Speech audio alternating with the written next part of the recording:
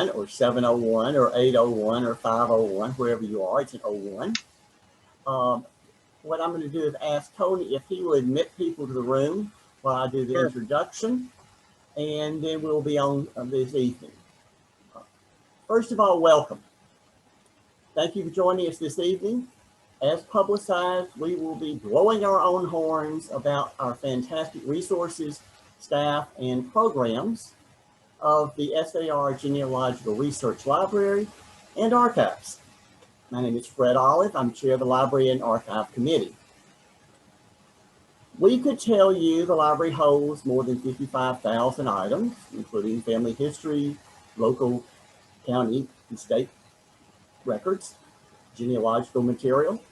But you already know that. But did you know that the SAR Genealogical Research Library was designated a Family Search Affiliate Library sometime last year? This cooperative agreement grants our patrons visiting us in the building, not online, access to over 350 million images of original records and documents. But tonight, you have a privilege of meeting or hearing from three promoters of everything SAR, period. Our first speaker, and let's see if I do this correctly. Just 1 second. Is Rayanne Sauer. She is our archivist. She will be sharing our digitization projects currently ongoing within our building. And one of these is the SAR Institutional Archive Collection. At this time, Rayanne, I will turn it over to you, and I will move to the first screen. Is that correct? Sure, that'd be great. All right, hello everyone. As Fred mentioned, I am the archivist, and for the past, I would say a little over a year, we have been embarking on this digitization journey. So we, probably a little over a year ago, got the funds from the committee to purchase equipment to set up a digitization lab. So we spent a couple of months putting all that together and finding the best possible pieces that we could get with our generous budget. And when we were looking, we were trying to think of obviously digitizing our institutional collections and special collections, but we wanted it to be in the quality that it would be shareable at some point to members as well. So we were trying to look for a good balance between how we could get it done as quickly as possible, but also in the highest and best quality possible. So about a year ago, we once we got all of our equipment together, we hired an intern. You can go ahead and flip, Fred. Yeah, so this is our intern, Sam Dunn. He is in the master's program at the University of Louisville, getting his master's degree in history. And he's been with us for a year, and he's still going to stay on with us for longer. So we've been very fortunate to have him. He has pretty much learned all of the ropes and knows how to do pretty much anything in the lab now, and has been pretty successful this past year in getting a big chunk of it done. You can see the equipment that he's working on. We have both a flatbed scanner, which we use for smaller things, and we have the long arm with the camera that we can use for larger things, or things that need additional light, things that are even three-dimensional. Sometimes we might have a metal or something three-dimensional in one of the boxes. And so that's what the camera and the adjustable arm are good for. And you can do things to up to about 23 by 30 inches on that. And then if we happen to have anything bigger, we can always use a photo editing program to kind of seam the two images together. So we haven't run into any issues so far in terms of size or anything that we couldn't digitize. We've been able to do pretty much anything that we've run into thus far. Okay, if you want to go to the next slide, Fred.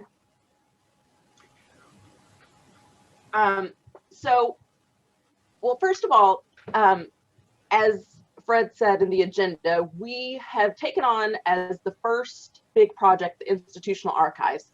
And I wanted to just say a minute.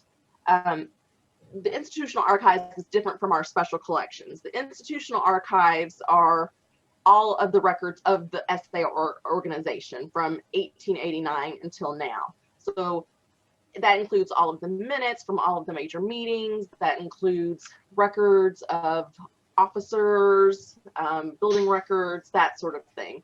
And special collections would be things like colonial newspapers, engravings, colonial currency, anything from the Revolutionary War time period or about the Revolutionary War time period that's two-dimensional, that wouldn't fit within the regular library collection.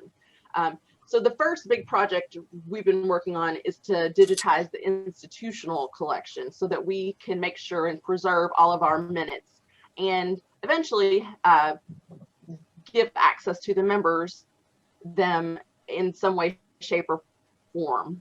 And especially wanted to preserve it in case there was some sort of natural disaster or something else that could harm these, because for a lot of these things, there's only one copy of them. And so this is the history of our organization, and it's really vital that, you know, we keep that history safe. So some of the types of things that we're digitizing in this institutional archives are minute books. The very first minutes of the organization for the first several years were done in actual books of minutes, kind of like a journal, a large journal or a ledger type thing. Letters from officers and such. There's telegrams, onion skin papers, which you may be familiar with. They were from like the 40s, 50s, 60s, very thin, so you have to be careful. You can't put those through a document feeder all the time or it might tear, that sort of thing. Regular plain copy paper, there's photographs, pamphlets, newspapers, which of course are very fragile, brittle. They have lots of acidity to them, so you have to make sure that you don't get that acidity on anything else. We do actually have quite a lot of cassette tapes. Until very recently, a lot of the minutes were recorded on cassette tapes. So we purchased a machine to transfer those into an audio file. So we have begun working on that, but that's something that's, you know, going to take a while too, because it takes about twice as long to do it as it does for the actual amount of time. If we had a half an hour audio cassette, it might take an hour to digitize it by the time you listen to it and edit it and all of that. And then of course we got born digital files, which are some of the more modern type things. So you can go on, Fred. So as I said before, we've got, these are the types of records that are in the institutional archives. So it's a wide variety spanning from the beginning of the SAR until today. And it's about over 200 archival boxes total that we're looking at. Okay, you can go on.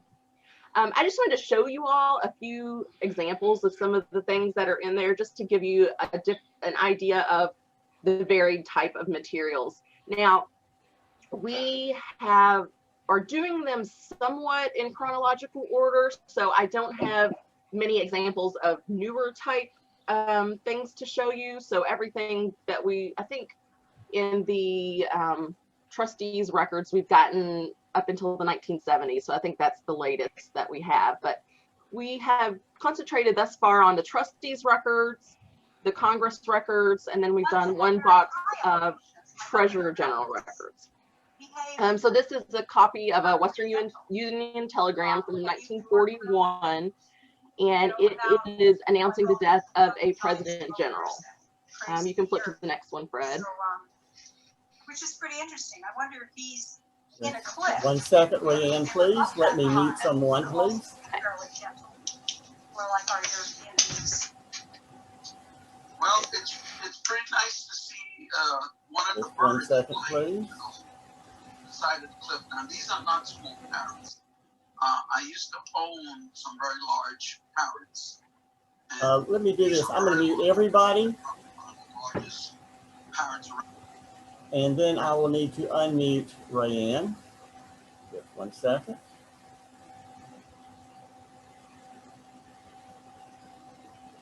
Okay, here we are. Are you back? Very good. Thank you. Yes. All right, yeah, so here's an example of a Treasurer General record. This was from the, well, I don't think this one actually gives a date. believe perhaps the 60s, but I'm not sure. So, you know, you get the stationery, and sometimes the stationery changes throughout the year. So that's something that's always interesting to look at, I think. A handwritten note, of course, is always valuable. You can click to the next one, Fred. This are some more sort of modern minutes from the 70s. So, you know, just plain old copy paper. So, you know, that we can digitize fairly quickly because we can put that through a feeder and we can get it done fairly quickly. Can go to the next one.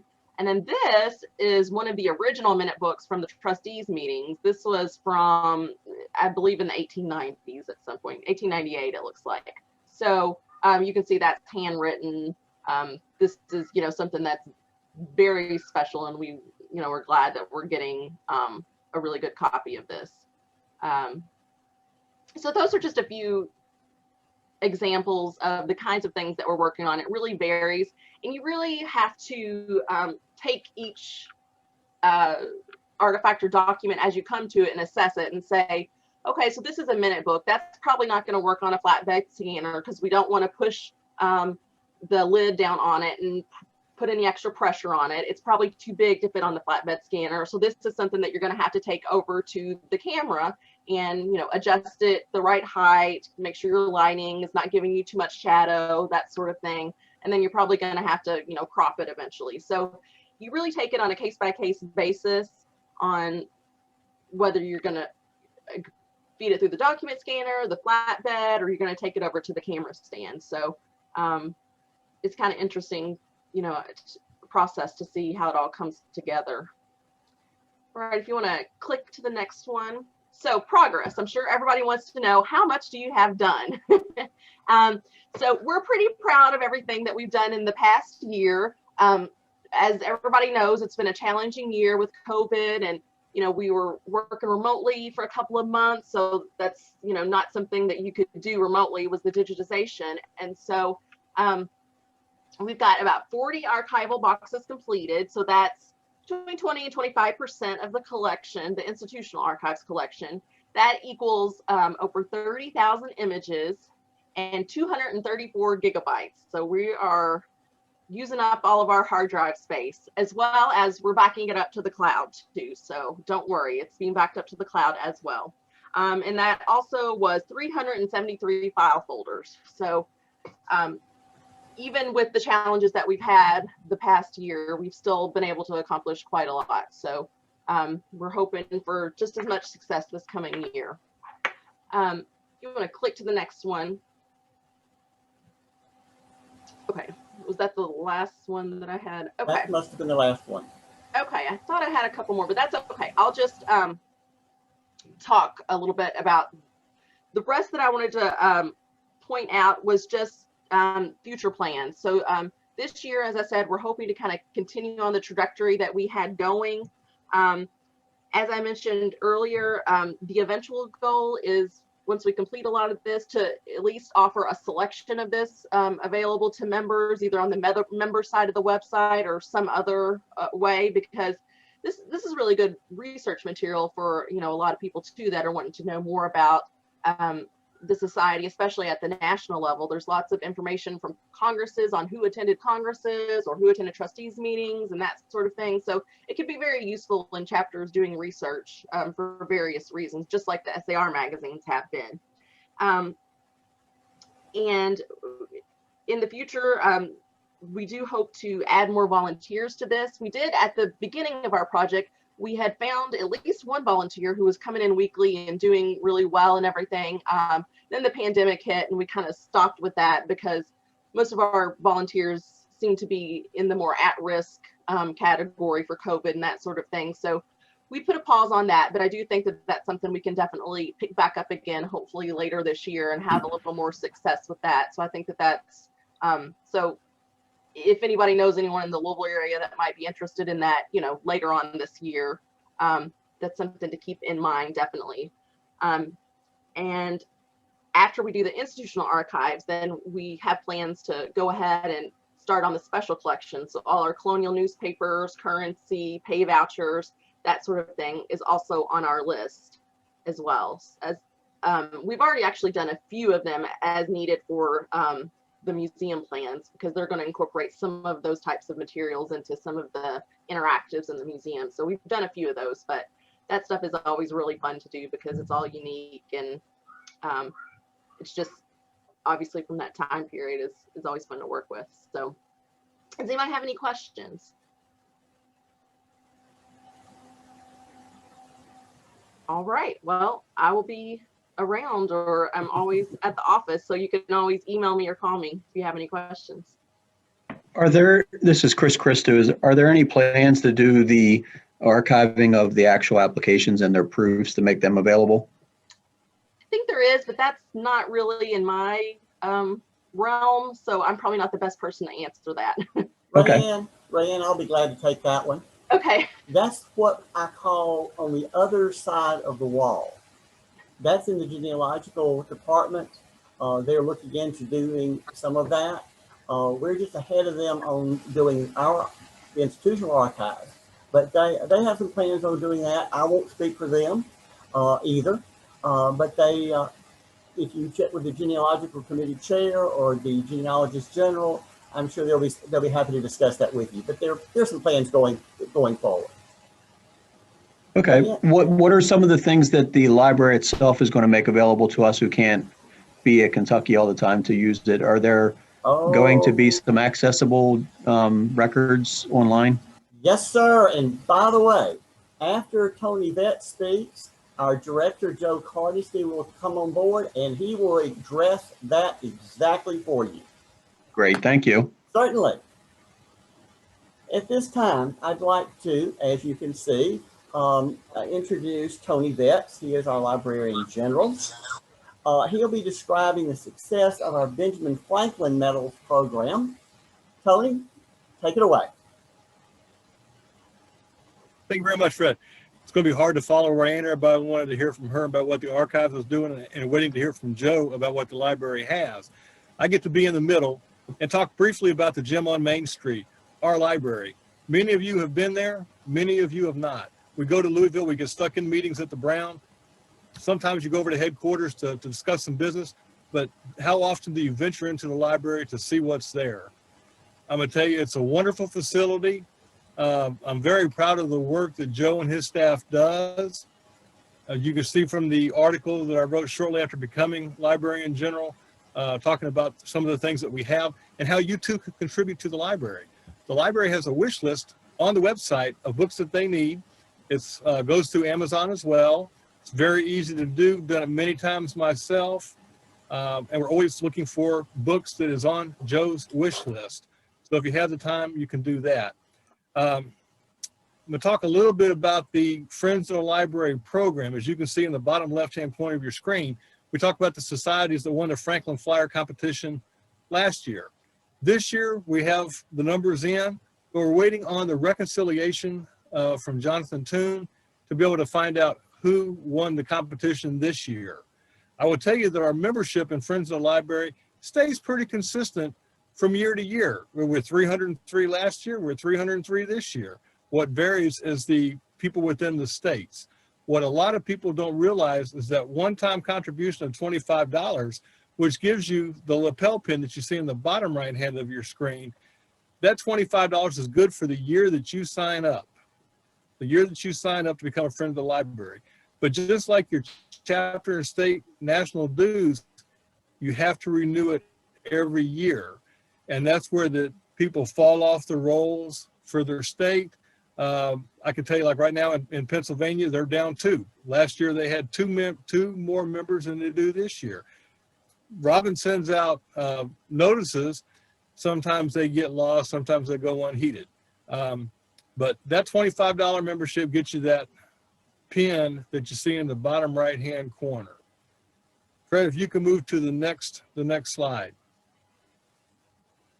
When I became president, librarian general, I knew that we needed something to try to encourage people to donate at higher levels. They've had different levels. 2 years ago, or 3 years ago, they instituted the lifetime membership for Friends of the Library. It's a $1,000 one-time donation and you as a lifetime member. But there was nothing to thank the people that became members at the other levels. So working with the Library and Archives Committee, we developed the Benjamin Franklin Medal that you see here. It was authorized in 2019. And you can see there for the subscriber level, $300, you get just the basic medal and a miniature medal to go with it. At the $500 level is the endowment, $1,000 for the life membership, and for $2,000, you're a Robert Morris benefactor. The Benjamin Franklin subscriber level and endowment level, those make you a member of the Friends of the Library for your society for 1 year. That's a 1 year thing. After that, you would revert back to doing the $25 a year to stay a Friends of the Library member to be counted in the Franklin Flyer competition every year. Of course, the life membership and the benefactor, those are members for life in the Friends of the Library program. So for those of you that have these medals, I want to show my appreciation for you doing that. Thank you very much. For those that have not and would consider it, this is another way that you can help your state society with their Friends of the Library numbers, and it's a token of our appreciation to you for that. Any questions about the Friends of the Library program or the Benjamin Franklin Medal? It's been a very successful program since we started it. It really kicked off last year when we got it approved by the Medals and Award Commission in 2019, I guess the fall of 2019. The first year that it went, we had a reach back period to July of 2018. And since we've had this medal going, we went and we sent them to the people that became, that were eligible before the medal was awarded. So far, we have increased the Friends of the Library donations by about $30,000 to $32,000. It cost about 4% to do the medals, $6.14 when you got the bars on there. So it's been a really good fundraiser for the library, which is what we're trying to do, which is what I consider my main goal as librarian in general, is to try to assist the library as best I can by pushing out the message, informing people of how they can help the library. So, are there any questions? Well, Tony, thank you very much. Okay. We appreciate your time and your effort in helping us in this program. At this time, we will step to our director, Joe Hardesty. Joe will be talking about what our library staff has been doing during these crazy times over the last year or so. And we will probably also I will have to unshare my screen and let him share his. Is that correct? We're gonna, let's see. I think if someone's sharing their screen, they need to stop it. Okay, I've stopped that, Joe. Let's see if I can take it over from here. I hope I can. If not, Tony can make you a host. Let's see here.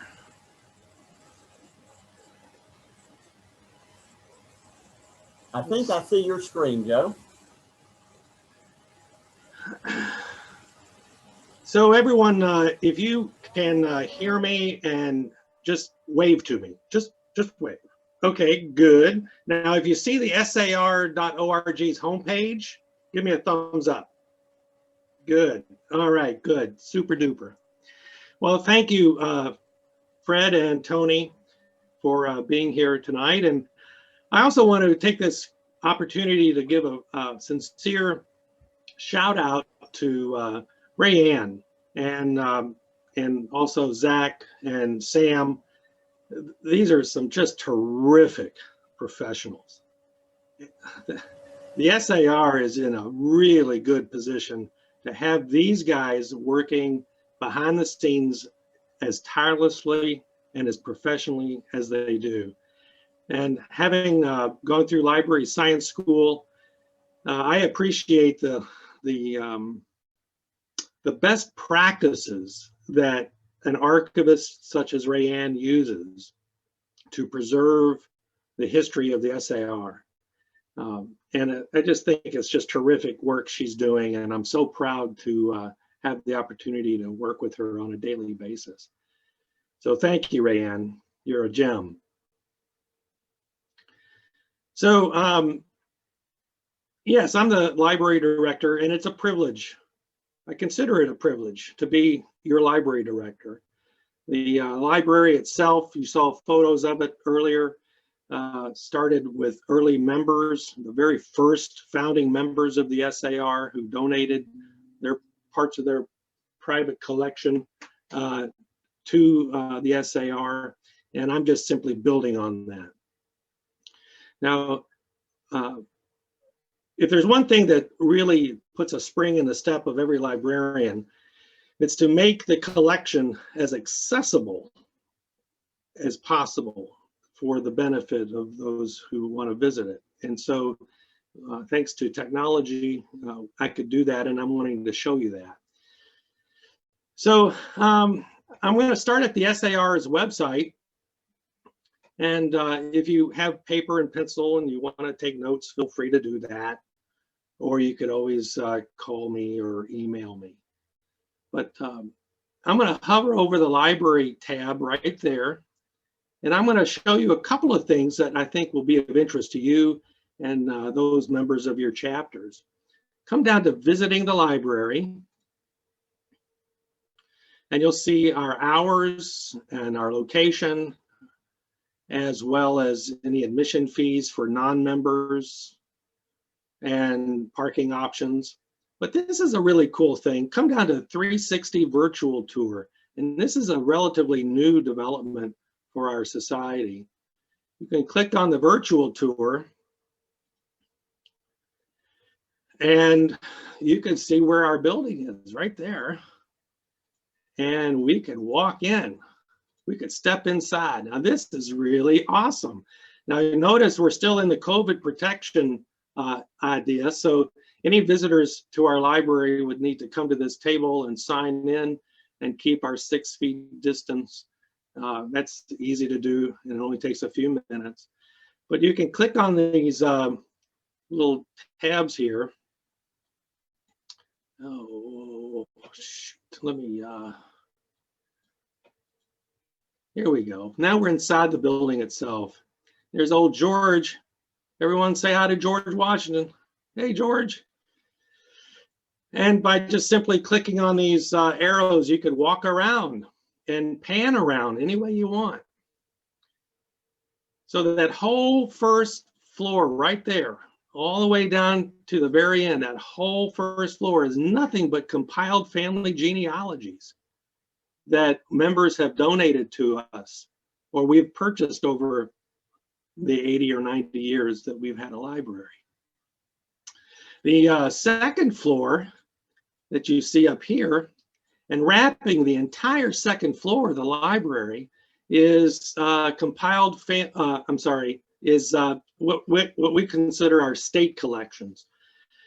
So if you have ancestors from Connecticut or Massachusetts, or your Patriot ancestors are from Virginia or Maryland or Nebraska even, we're going to have books on those various states that visitors can then browse to find information on their ancestor. If we keep walking to the very end, and let's see, oh, there I am right there. You could easily find me by my bald spot. That's the easiest way to find me. But at the very end of the library, on the north end, we have a couple of computer stations here that visitors can use to access Ancestry.com or Family Search or any of the other websites that are available, as well as our catalog. So feel free to take the virtual tour for a spin when you get a chance. It's a lot of fun. And again, you get that to it from over the library tab and visiting the library. Now, while I have you with me, I want to show you a couple of other really cool sites that will have interest you. Come down to video tutorials.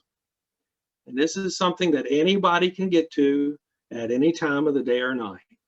So if you're having trouble falling asleep at 2 in the morning, you could watch any one of these terrific videos that help you develop your research methodology skills.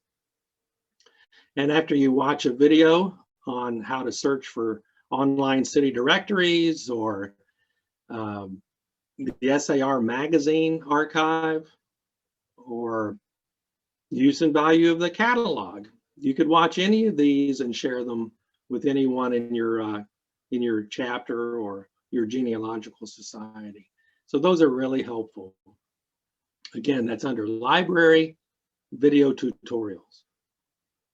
Now, earlier today, this evening, Tony Vetz mentioned the library book wish list, and that's where you'll find that list of books that I think would be just terrific additions to our library. And it's easy as pie to share this list with, again, your chapter members. Simply select from our wish list here, and that takes us over to Amazon.com. And you could browse down through this list. And believe me, all of these books would be just terrific additions to our society. Once you add a selection or 2 or 3 to the cart and make your purchase, those books get automatically sent to the SAR library. And then I send you a thank you letter, and I can then enter it into our catalog. So just remember about that Amazon wish list.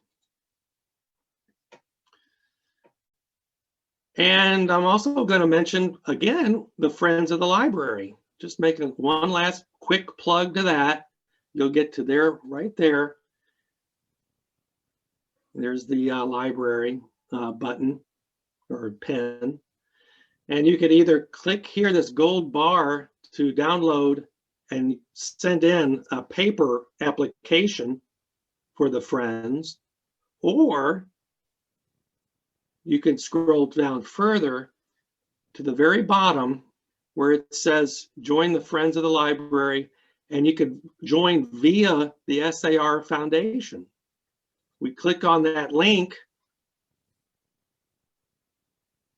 That takes us to the foundation, the SAR Foundation, and to join the Friends via the foundation, here you have those giving levels that Tony mentioned, or you could select another level. If you want to give $400 or $800, you pick the amount, it's your choice, and you can make it even a recurring donation so that it automatically renews.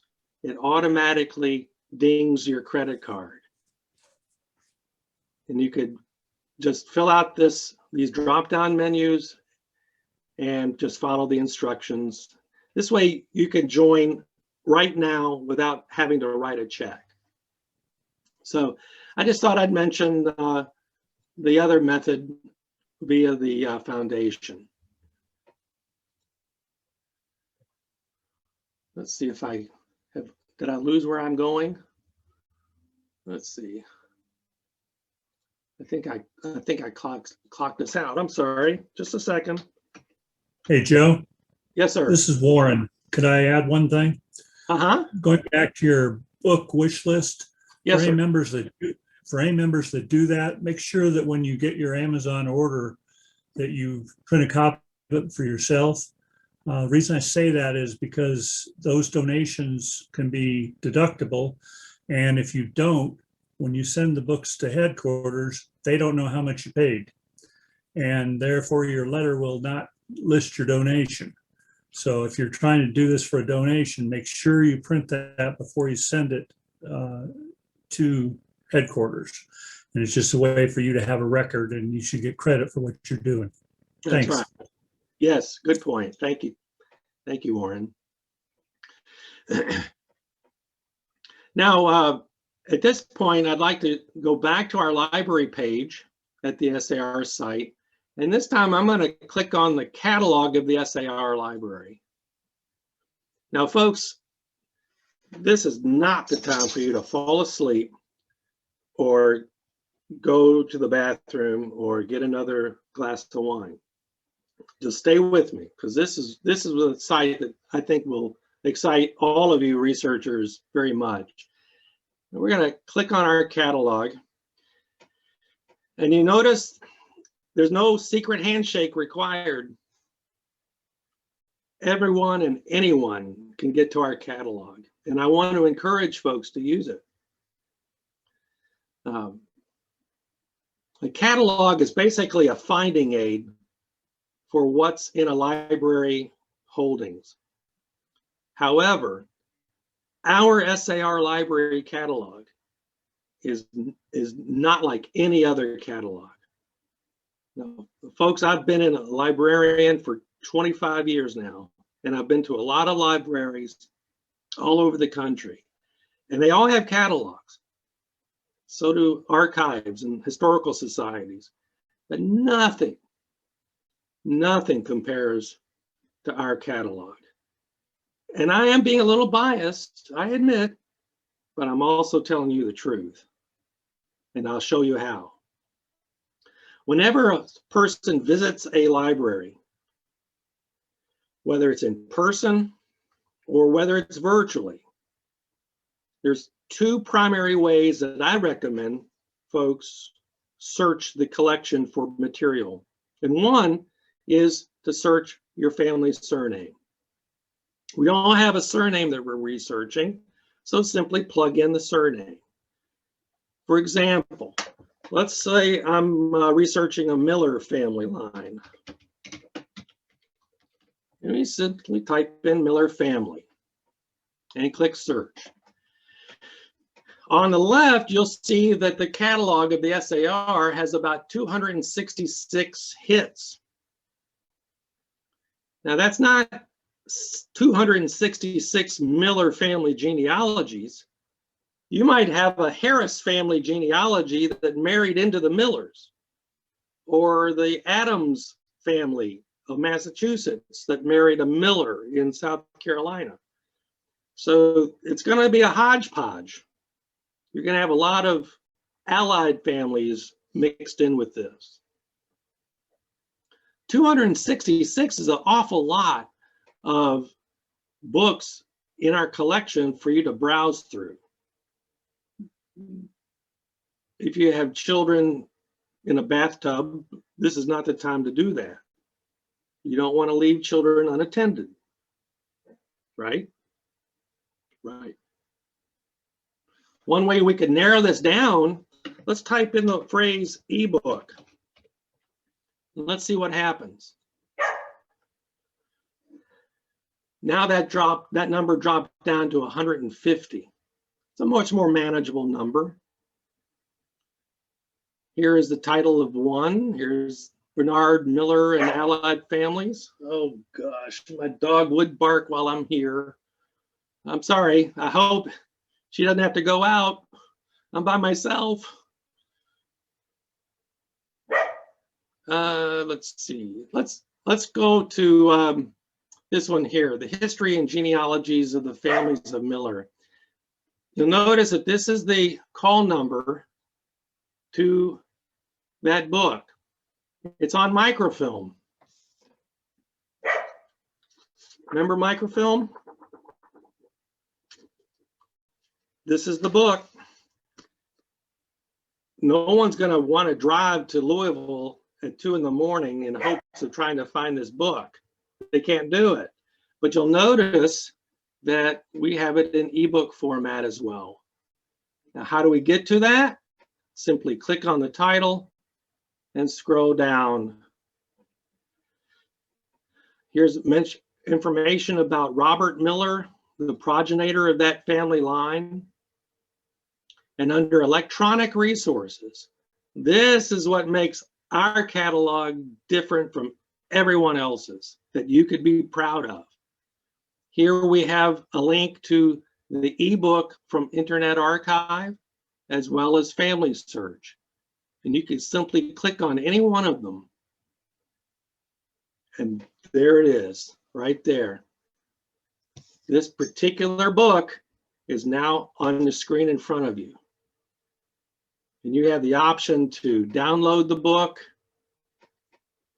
to your computer for future reference. Or on the left, do you see that little magnifying glass on the upper left corner? You can click on that magnifying glass and keyword search this book. Lucy, settle down. There's 886 images to this title, and it would take you perhaps forever to blow through this in search of a particular name. But you can, again, click on the magnifying glass icon to keyword search inside it. That's pretty exciting, I think. But let's go back to the catalog record for this particular item in our collection. Not only do we provide you online access to the full text of that book, but we provided you a link to the Robert Miller Wikitree entry, and even the Miller Y-DNA project that you could go to if you're into using DNA research. So think of our catalog now then as a finding aid on steroids. No other library provides you the access to so many remarkable links under the electronic resources. So searching by surname was one way that I recommend people use a library catalog. Just type in the surname. The other approach is by location. Location, location, location. Where did your ancestor, your patriot ancestor, live at the time that he served in the American Revolution? Now, if you say the state of Massachusetts, that's a big state. Connecticut, Rhode Island, that's just too big a geographical location to search for information about your ancestor in our catalog. A county would be better, or even a city, perhaps. I like to think of county as like the Goldilocks size for a location in which my ancestor may have lived and married and fought in the Revolution. As an example, I'm going to type in Warren County, Rhode Island, as an example. And here is a couple of books on that topic. In this particular case, we're being taken to a family genealogy, that a family that lived in Rhode Island at the time. And again, you could see that it's in ebook format. You name the place and you could search it, search our collection.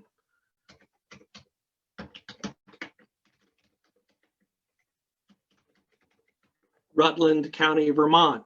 Perhaps your ancestors were there in the Revolution. And here's the title, the call number for the book in our building. And again, you'll see that this particular book is in ebook format. Another one right here, published in 1886. Again, we click on the title and scroll down to electronic resources. And here you have more options that you could access. We've even given you a link to online records that are not part of our collection. These records are accessible through familysearch.org, and most of these are all online.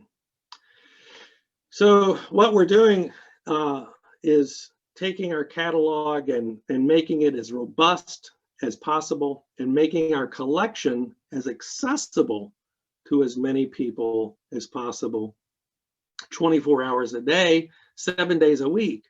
whether you're a member or not. We hope that you would show this to your chapter members. So that is about all I wanted to share with you about our library's material. I want you to just take some time and explore this and have fun with it. So Fred, would you say I have time to go over to the members only portion and show you a few other things? Yeah, so you've got about 15 minutes. That'll be good. Okay. At this point, I'd like to open the floor up and ask, are there any questions that you might have for me about the library itself?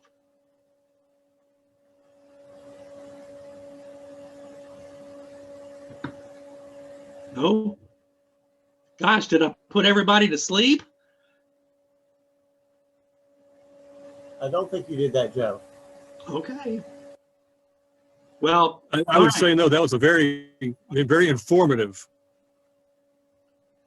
Well, thank you. It's I can tell you right now that there is no library, no genealogical collection in this country that's putting as much of it online as we are. And it's just incredible what you can find through our catalog. I have a question. Yes. Is there any kind of service for items that are not online for someone to go in and make a copy of a page or a record? That's a fair question. Normally what happens is if someone was to contact me to say, Joe, I see there's a book on your shelf. It's not online anywhere. And what I'm needing page 32 and 33 out of that book. Can you send it to me? Is that where you're going with this, Mr. Calloway? Yes, sir. Okay. So in situations like that, I am more than happy to make a copy of the title page and those relevant pages, and then scan them and send them to that individual in an email or stuff it in an envelope and send it to you through the mail. What we cannot do is photocopy the entire book. You know, we just can't do that.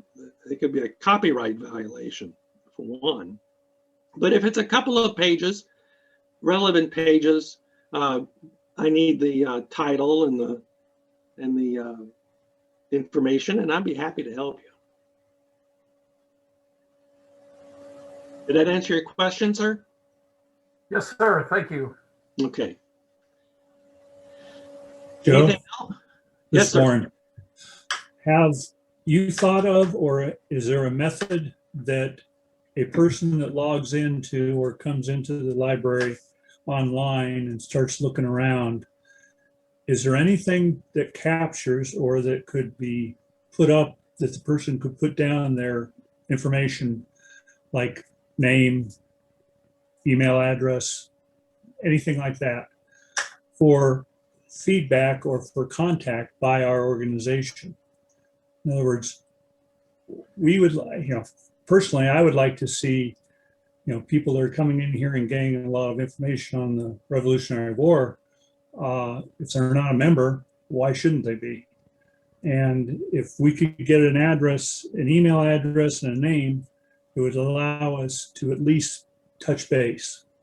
Now, I know some people wouldn't fill it out, wouldn't want to. It could be, all I'm saying is make it completely voluntary. Mm-hmm. And then have it as a resource that we could get a volunteer to follow up with. That sounds like an intriguing proposition there. I would want to bounce that back and forth between the librarian general and the archives committee, library and archives chairman, to see how doable that is. Thank you. Warren, let me address that. There are some catalogs that have a feedback option, whether TLC has that or not. We can explore that and see, because if individuals are visiting our website, we may be able to pull a report out of TLC report to identify location. May not identify the individual, certainly, but we may be able to say something on here as they exit. Would you like to give us any comments, suggestions, further questions? That would be something that we could talk with Nick and see if that would be an option we could add to the catalog or add to our website. Yeah, I don't want to play Big Brother here, and I don't want to, grab it without them knowing it. But I certainly think that people would be willing, if they were asked, do you want to be contacted with further information about the SAR? Maybe nobody wants it anymore, but I think that thinking back to when I first joined many, many moons ago, I would have loved a contact. As a matter of fact, it took me a lot of research and a lot of contacts and phone calls on my part to get anybody from SAR to call me. Yeah. So that included on a local level. Mark, I understand that completely. I'll give an example since we have a couple of minutes. We were contacted, someone wanted to give us a collection of materials. It was something that we wanted. We were chatting, Tony and Joe and I, and the person was in Florida. He had Louisiana ancestry. We made the connection, said, what about a membership? He said he wanted to join, but in his state, he couldn't get anyone to contact. However, what he did, we matched Tony Vetz, and one of our speakers tonight, who is from Louisiana, up with him, and that person is now joining the Louisiana Society. The personal connection is the biggest thing. If we can be as open as possible, asking people if we can help them, that's what we really need to do. I agree. Joe, are you ready to wrap up, or any further, a few closing comments? Joe, I don't know if you can hear me. Yes, sir. I have a question. Can you define member of the library as being, I'm a member of the SAR. Does that make me a member of the library, or do I have to do anything extra? Well, no, sir.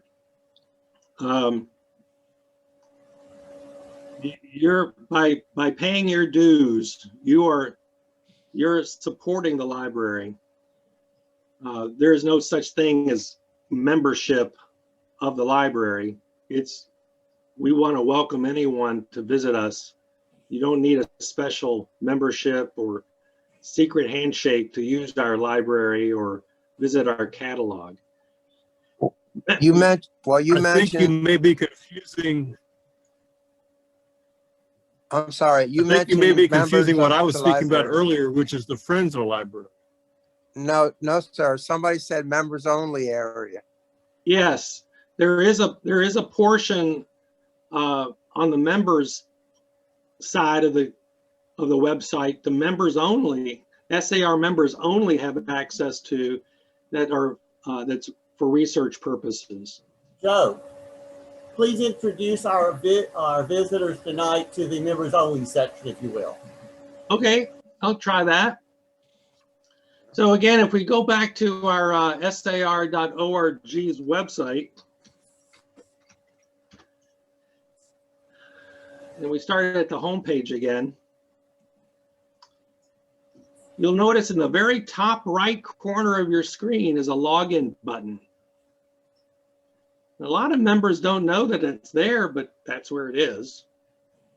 So SAR members are invited to click login.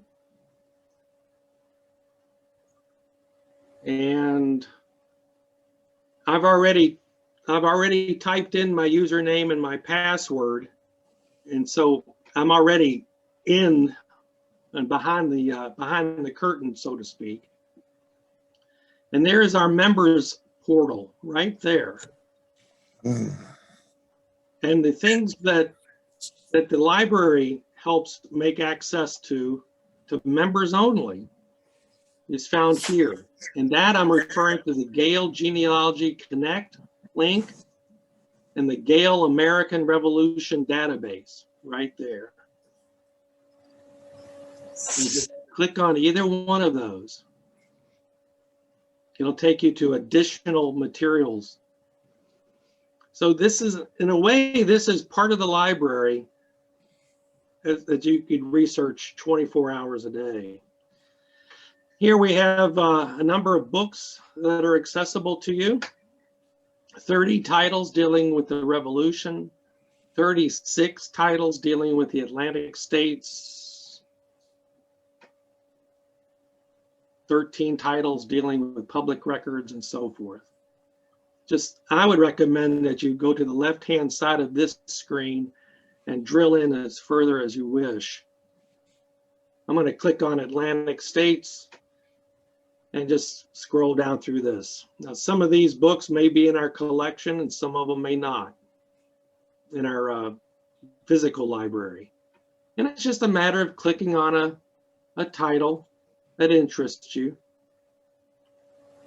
And here on the left, you can view the entire ebook with a mouse click, or you could browse down further to the various chapters within that book and click on any one of these chapters. And there's other bells and whistles that come the further down you drill in. Let's see. Did I think I backed out too far. Ooh. I'm gonna have to log in again. Just a moment, folks.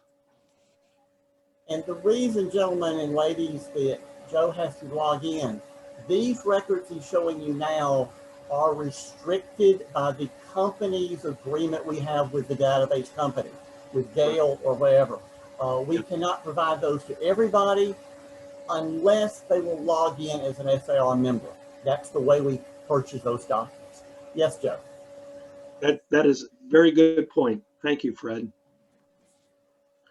The Gale American Revolution database is the other resource that we make accessible to our members only.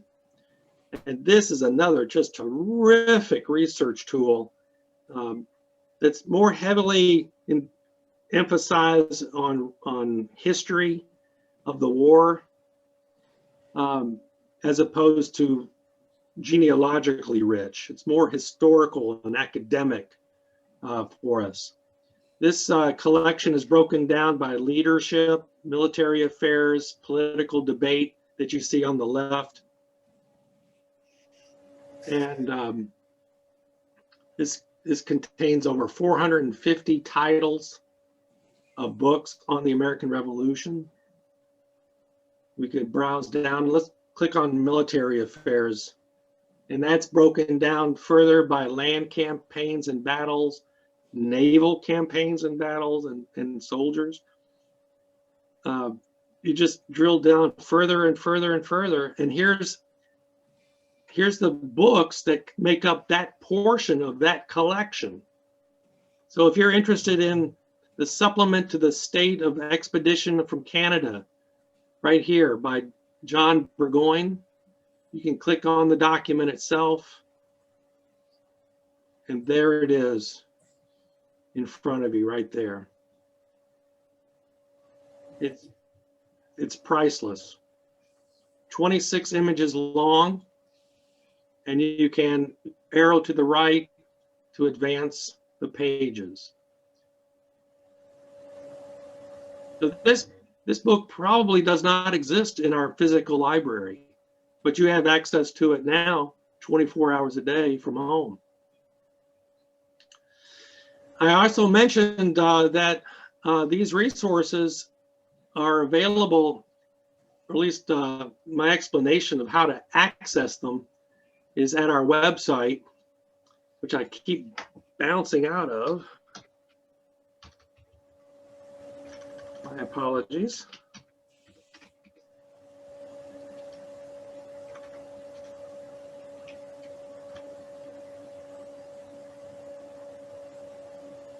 over the library tab under video tutorials.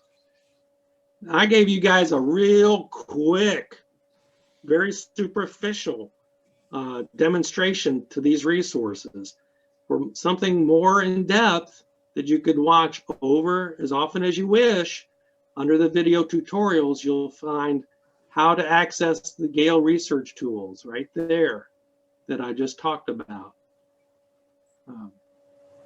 So anyway, do you have any other questions for me?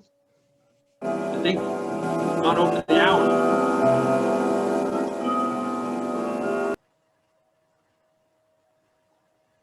All right, Joe, I would like to thank you. If you will unshare or whatever so I can share my screen, please. I'll try. Let me see if, there we go. There you go. Very good. And I'll see if I can figure out how to do the sharing of my screen again. Just 1 second.